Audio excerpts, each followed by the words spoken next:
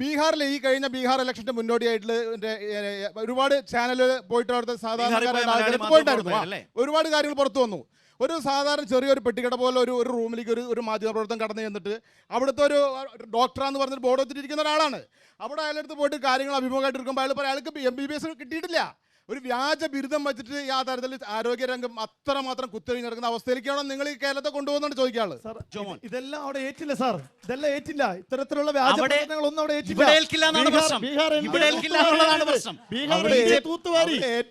നിങ്ങൾ ഇലക്ഷൻ കമ്മീഷനെ പിടിച്ച് ഏൽപ്പിച്ചതാണ്, അവിടെ ഏറ്റതല്ല. നിങ്ങൾ ഇലക്ഷൻ കമ്മീഷനെ പിടിച്ച് ഏൽപ്പിച്ചതാണ്. അല്ലാതെ ഹരിയാനയിൽ എന്താ സംഭവിച്ചു?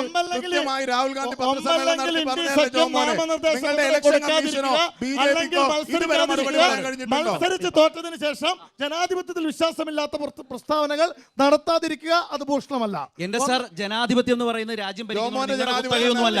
ഭരണഘടനയും ജനാധിപത്യവും അതിനനുസൃതമായി കൊണ്ടുപോവുക.